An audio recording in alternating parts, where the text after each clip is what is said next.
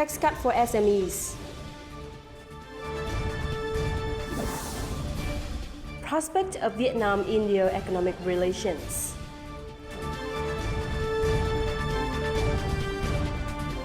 Hello and welcome to this edition of BizLine brought to you by VTV International. You're with me, Lina Pham, and as usual, we'll start our show by reviewing the economic highlights during the past week.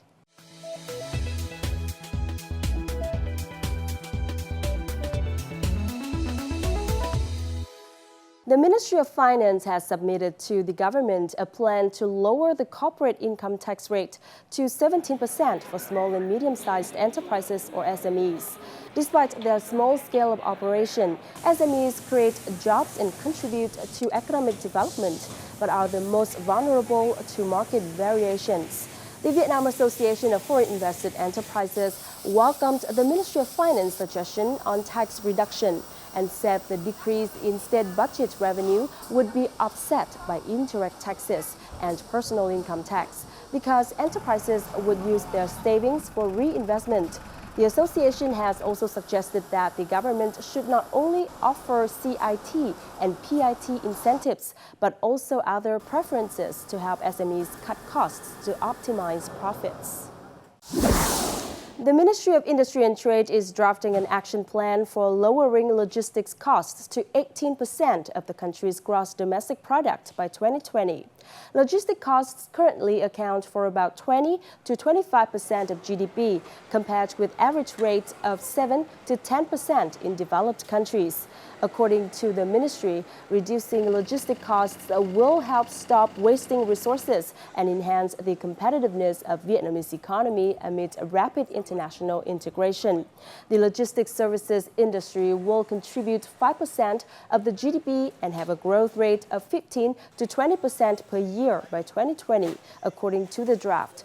Improving logistic infrastructure and the capacity of logistic firms is essential as local logistic firms are struggling to compete with foreign rivals. Foreign direct investment, or FDI, has proven to be a driving force for national economic growth this year, which has seen the biggest ever increase in disbursement. By the end of last month, Vietnam had attracted nearly $13 billion in foreign direct investment, a year-on-year increase of 47%. The Foreign Investment Agency under the Ministry of Planning and Investment reported that Hải Phòng was the largest attraction to foreign direct investment in the first 8 months of the year, followed by Hanoi, Đồng Nai, and Bình Dương. Statistics from the Ministry of Planning and Investment showed that FDI companies contribute about 20% of the total state budget and 20% to national GDP. To fully tap FDI for national economic development, economists said policies aimed at attracting FDI from now until 2020 should focus on specific areas and prioritize production activities with more added value and high-tech investment projects. Trade surplus in August reached $200 million, increasing the total trade surplus in the 8 months of 2016 to $2.45 billion, according to the General Statistics Office. The total export turnover from January to August was reported to be over $112 billion.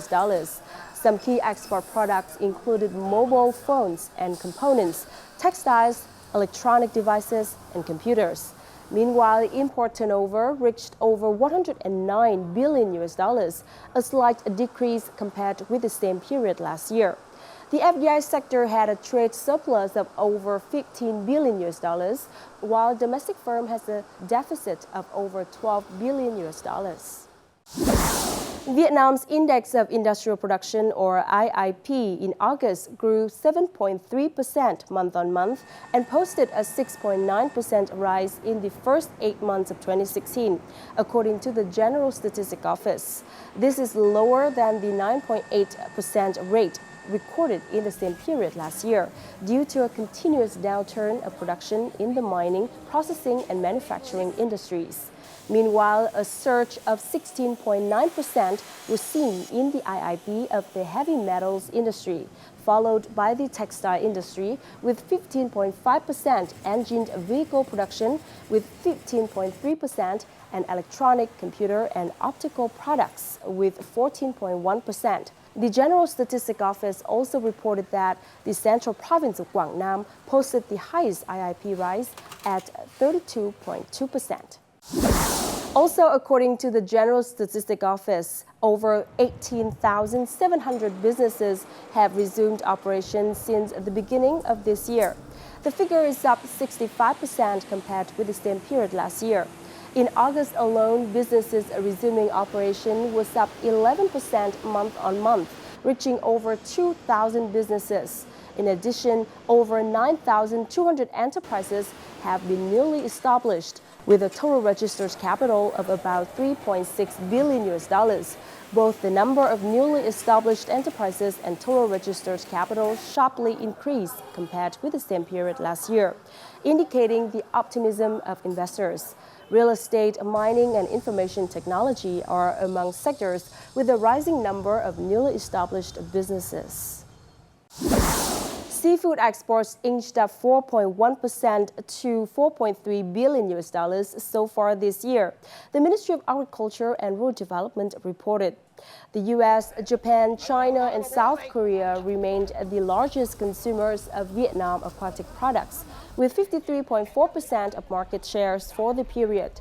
Markets seeing high export growth included China, the U.S., Thailand, and the Netherlands.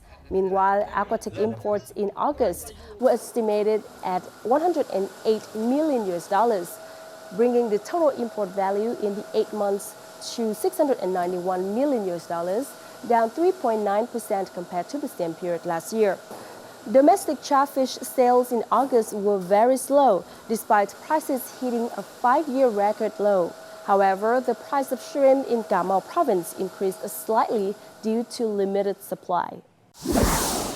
Vietnam has become one of the world's most popular destinations for expats, according to the 2016 Expat Insider Survey by Internations Community, the largest international community for people who live and work abroad.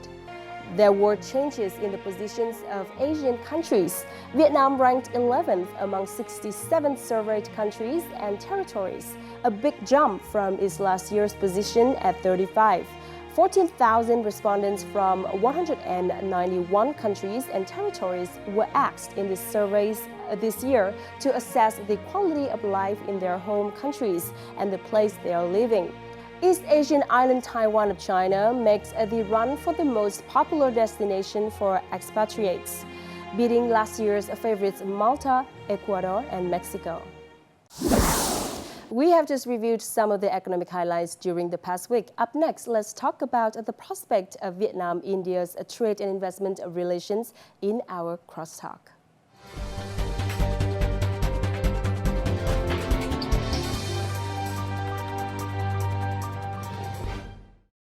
India and Vietnam will celebrate the 45th anniversary of diplomatic ties next year. For the past few decades, the two countries' economic relations have gone from strength to strength, with two-way trade turnover hitting $5.13 billion last year. This figure is expected to be raised to $15 billion in 2020. This target is considered achievable thanks to both sides' efforts, especially the current visit to Vietnam by India Prime Minister Narendra Modi. In today's Crosstalk, we'll review Vietnam and India's trade and investment ties and discuss the prospects of economic cooperation for the two countries. Thank you, Ambassador Harish and Mr. Indranil Sengupta for joining us. But before we start our discussion, we will take a look at a clip to review Vietnam and India economic trade relations. Vietnam and India established diplomatic relations in 1972. Since then, India's relations with Vietnam have been marked by growing economic and commercial engagement. India is among the top 10 trading partners of Vietnam, while Vietnam is ranked as the 25th trading partner of India. According to Vietnam's official data, total trade volume in recent years touched over $5 billion in 2014, a five-fold increase compared to that in the period of 2007-2009. India, they export, raw materials for the, manufacturing sector in Vietnam in different segments, pharmaceutical industry, pharmaceutical products, chemicals, plastic products, leather, textile, spare parts. These are the segments, where the India is exporting to Vietnam. Ấn Độ là thị trường rất là lớn và tôi nghĩ là cũng rất đa dạng. 1,2 tỷ 50 dân thì không phải là nhỏ. Bây giờ cái người mà trung lưu của Ấn Độ là tăng lên, họ đòi hỏi phải được tiêu dùng những mặt hàng đa dạng chứ không phải chỉ riêng mặt hàng trong nước. Đấy. Thế cho nên là tôi nghĩ rằng là chúng ta hoàn toàn có thể là tăng cường cái thương mại xuất khẩu sang Ấn Độ. During a reception with the newly accredited Indian ambassador to Vietnam, Harish Parvathani, on July the 23rd, Prime Minister Nguyễn Xuân Phúc called for broader India-Vietnam cooperation to boost bilateral trade to $15 billion in 2020. Vietnam and India joined the ASEAN-India Trade in Goods, or TIG, agreement, which took effect in 2009. Ambassador Harish, could you provide some assessment about Vietnam-India trade relations since then? Recognition of Vietnam as a market economy in 2009 and the signing and entry into force of the India-ASEAN Free Trade Agreement in goods have been a great impetus for the bilateral trade. If you see in the last 6 to 7 years, the bilateral trade between our two countries has gone up by over 400%, from around $2 billion in 2009 to roughly around $8 billion today.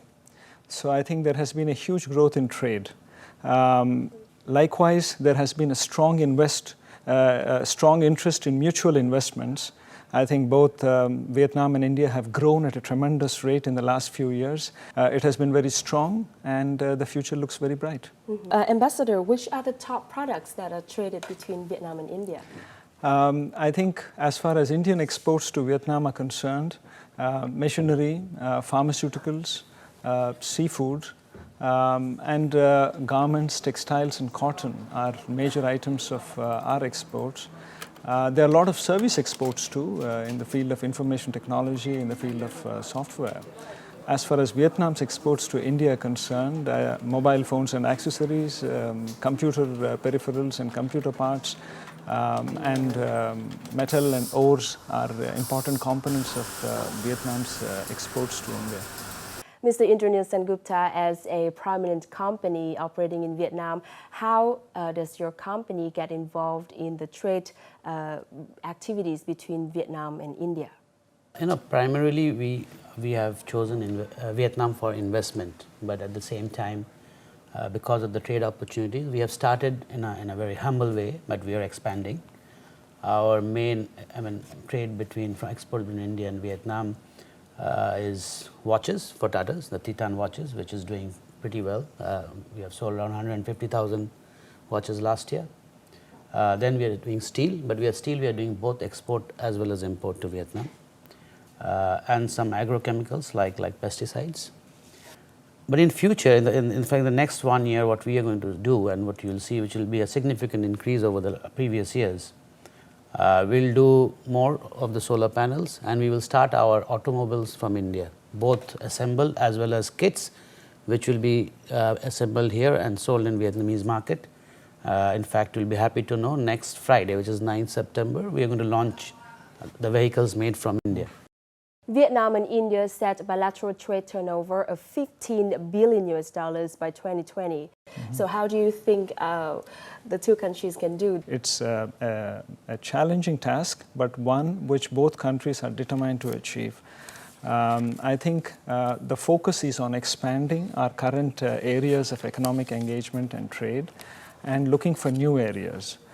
We believe there are a lot of synergies in our textile sector, a lot of synergies in our leather and leather export sector for both countries. I think India is in a good position to be able to meet the requirements for fabric, for cotton and for leather for Vietnamese exports. We also think there is great potential in agro-commodities. We look at the renewable energy sector, for example, where our Prime Minister's commitment to have 175 gigawatts of renewable energy by 2022 means almost 100 gigawatts of solar and 60 gigawatts of wind energy. This gives Indian companies an advantage and scale because of the magnitude of the rollout of wind and solar energy in India. So I think this is going to be another focus area for our economic engagement, and that is where companies like Tata, who are already present here, and many other Indian companies too. We think there is great potential even in oil and gas. We have Indian companies that have been in Vietnam, such as the ONGC Videsh Limited, which has been here for almost 28 years. Yeah, there are a few areas which I think can be expanded much more. One is the marine products, electrical goods. So some of the companies like Leoa and all are very competitive globally and good quality. So I know some of these companies are looking very seriously into India to export from Vietnam. The electrical goods and India is a huge market, you know, and especially our power accessories. I mean, all the transformers, wires, and all, it's growing like crazy. And to add to that, I think if Vietnamese companies have a base in India to manufacture, if they produce these goods in India, I think their ability to cater to the requirements of the Indian market is that much better. This is a 100% Indian invested tea processor.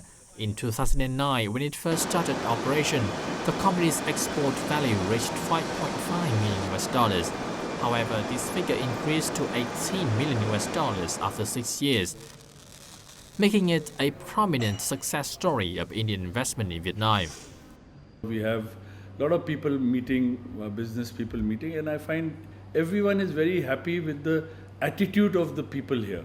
They are happy with the way they are working hard, the government.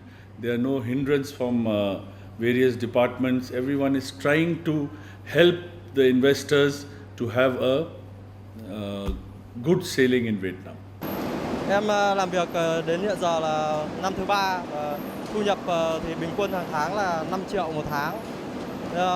Mức thu nhập này thì ổn định so với để lo cho cuộc sống của bản thân, gia đình. According to Indian Chamber of Commerce in Vietnam, there are currently 132 Indian invested projects with a total registered capital of about $1 billion, including through third countries. Indian companies are investing in mineral exploration and processing, IT, agricultural processing, and sugar. You see, Vietnam-India potential, I can tell you that it is not even started. There is a amount of presence of India in Vietnam, but the potential is tremendous. So slowly things are getting better, and now investment is increasing. Vietnam is one of the destination which Indian companies should seriously look, because this connect us to the ASEAN region, and this is a big market for Indian companies. If you set up the base here, definitely there is an advantage, because ASEAN, they have the free trade agreement.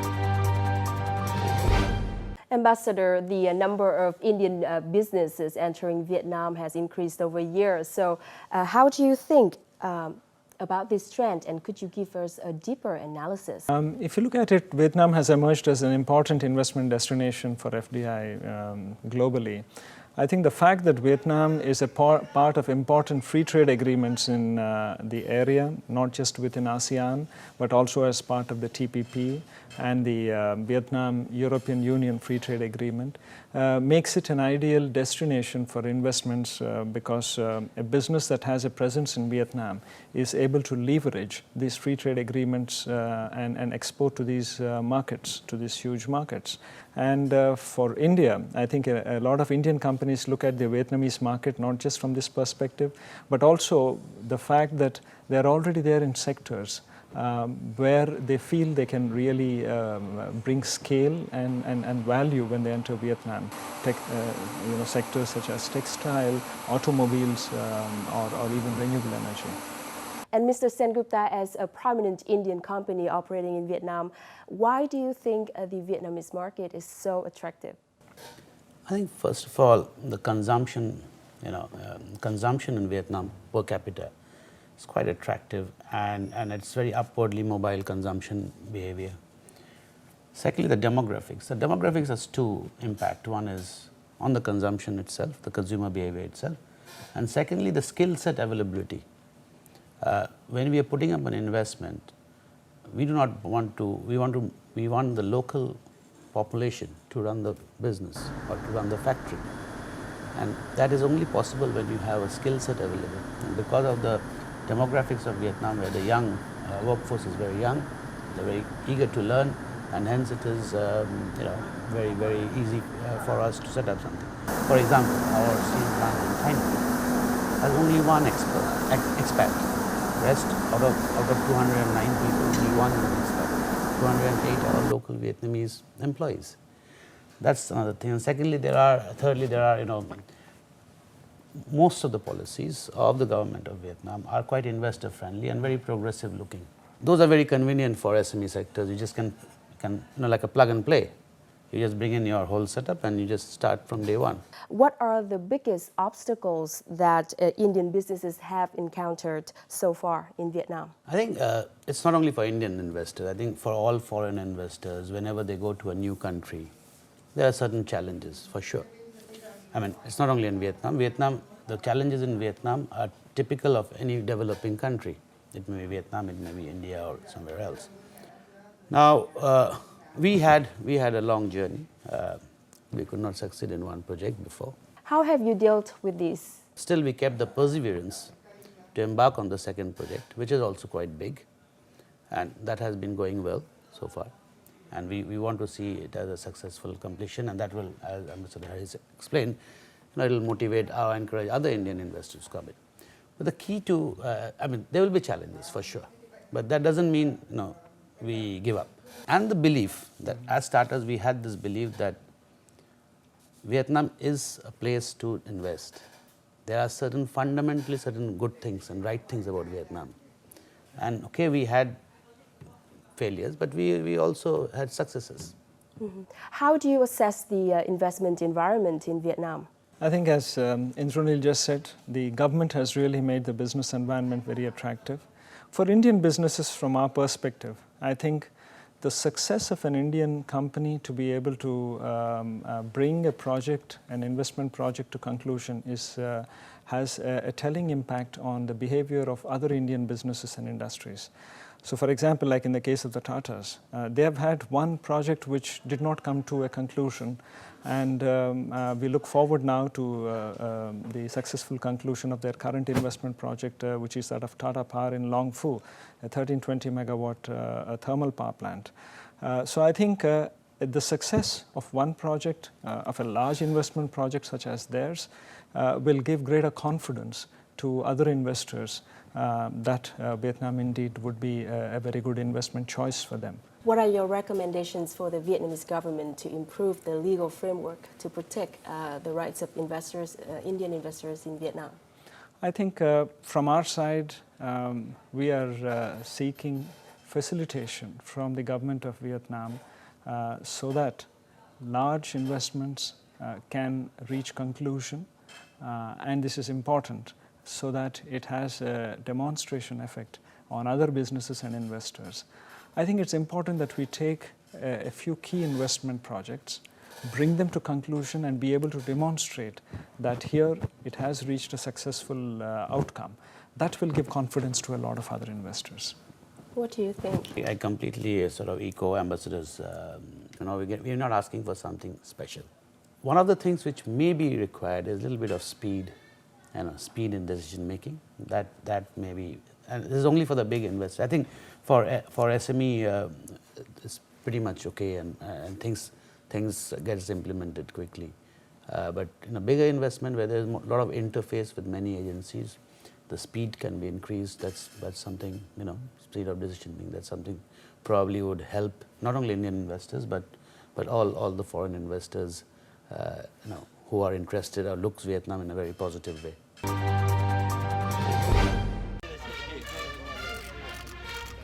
Indian Prime Minister Narendra Modi made an official visit to Vietnam on September the 3rd at the invitation of Prime Minister Nguyễn Xuân Phúc. This is the first visit of Indian Prime Minister to Vietnam after 15 years. This is an important visit when the two countries are heading to the 45th anniversary of the establishment of our diplomatic ties and 10 years of strategic partnership. At the meeting, Prime Minister Nguyễn Xuân Phúc and his Indian counterpart Narendra Modi have shared the solutions which aim at further strengthening strategic ties, including trade and investment.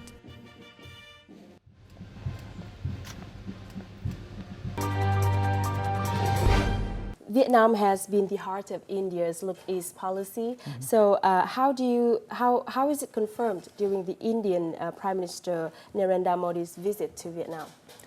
I think India's Look East and Act East policies have been premised on the fact that ASEAN is not only close to us in terms of geography, history, we also occupy the same economic and strategic space in our neighborhoods. Based on this, our Prime Minister has said that we would like the northeast region of India to be the gateway for ASEAN. The focus of our Prime Minister has been on building connectivity between India and the ASEAN.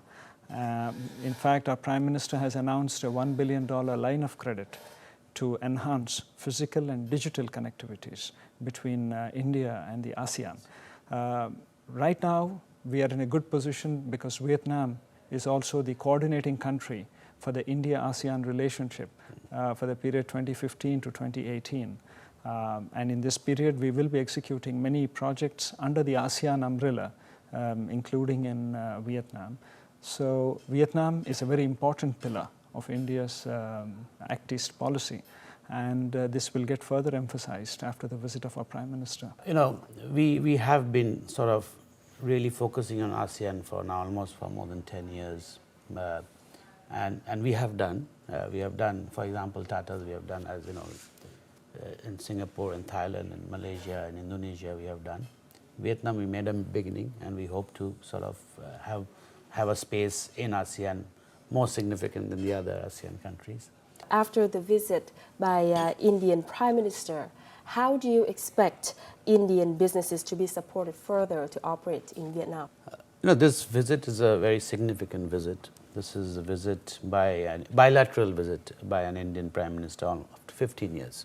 So with such strong commitment from the government of India, I'm sure there will be a reciprocal commitment from government of Vietnam, and after the visit, I believe there will be much more interest from Indian companies to do more business with Vietnam, and vice versa, Vietnamese companies to do more with business in India. Ambassador, how are trade and investment relations emphasized during this visit? I think both countries have taken a strategic decision during the visit of Prime Minister Zung to India in 2014.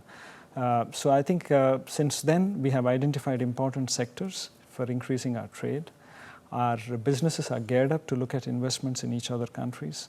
And I think after the visit, you will see a further impetus from governments in facilitating businesses and investments. I think you could even see, governments extending concessional credit where required to encourage investments or businesses. You will also see both governments encouraging a greater interaction. We just had a visit of our defense minister in June, and there was a large delegation of Indian companies from the defense business sector. And we are looking forward to a significant CEO delegation from the Confederation of Indian Industry, which will visit Vietnam in November, is to give a clear signal to businesses and the industry that economic engagement is a key focus area for the leaderships of both of our countries. Thank you, Ambassador Harish and Mr. Indranil Sengupta, for joining us. Thank you, Madam. The ASEAN-India Agreement for Trade in Goods was one of the momentum that boosted trade and investment between Vietnam and India. Vietnam is poised to play a greater role in facilitating India's Look East policy, both as a strategic partner and as the ASEAN country coordinator for relations with India in 2015. Meanwhile, India offers a potential consumption market for Vietnamese goods. Two-way trade and investment, therefore, are expected to take off in the near future. And that also wraps up this episode of BizLine. Thank you very much for watching. You can always rewatch our program at vtv4.vn or youtube.com/vtv4go. From our team here in Hanoi, until next time.